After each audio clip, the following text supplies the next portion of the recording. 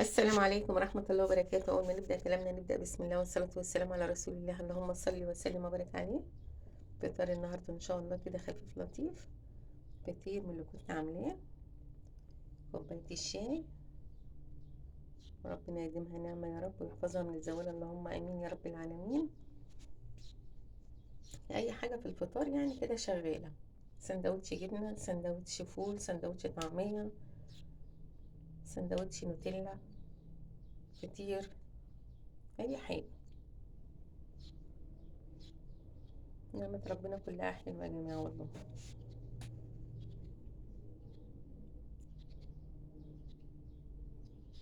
الفطير ده انا كنت عاملاه يا جماعه، مقادير سهله جدا جدا ومقاديره بسيطه والله، جميله.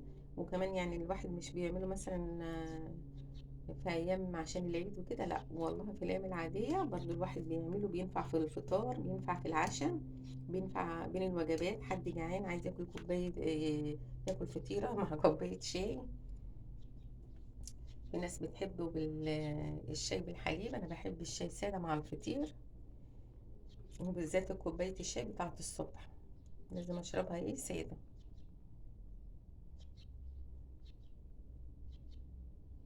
وكيلو الفطير بياخد ربع كيلو سمنة، وبياخد كوباية الا ربع زيت،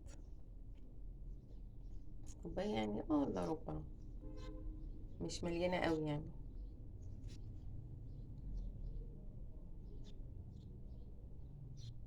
وثلاث معالق سكر، باكو خميرة فورية، باكو فانيليا، 3 معالق سمسم.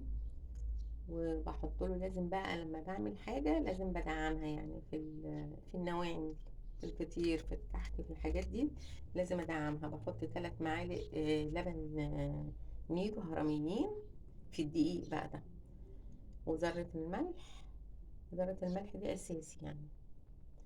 و...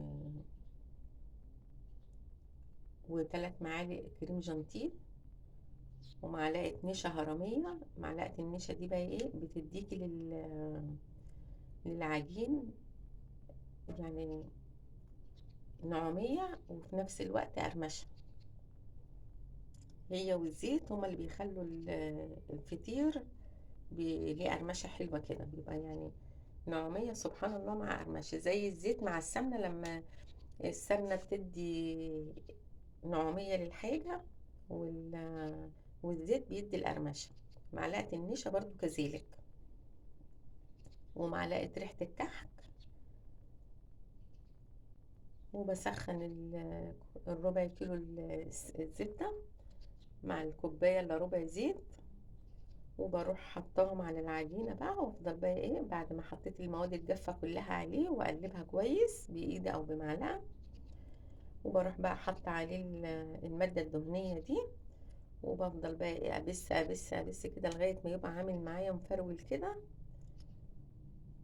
بروح بقى عاملة ايه حاطة عليه بديله بس حلوة، هي اللي بتديله بقى ايه النعومية،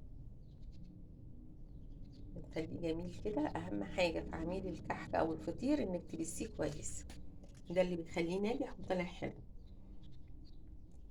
وبعد كده بحط بقى ايه كوبايه الخميره اللي انا حاطه لها 3 معالق السكر مع الميه الدافيه،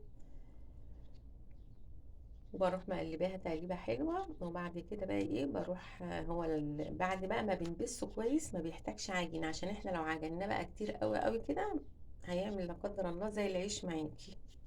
بس فهو ده ايه كحك او فطير ما بيتعجنش بقى كتير بعد البس.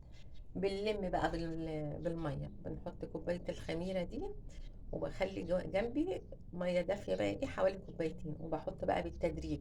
في دقيق بيفرق في اخد السوائل بتاعته، دقيق بياخد سوائل قليله، وفي دقيق بياخد سوائل كتيره. ممكن كوبايه، ممكن كيلو دقيق ياخد ياخد كوبايتين ميه في الكحك او الفطير. ممكن كيلو دقيق ياخد كوبايه ونص، على حسب، كل دقيق على حسب. وافطر بقى ايه واترككم في رعايه الله وامنه، والسلام عليكم ورحمه الله وبركاته.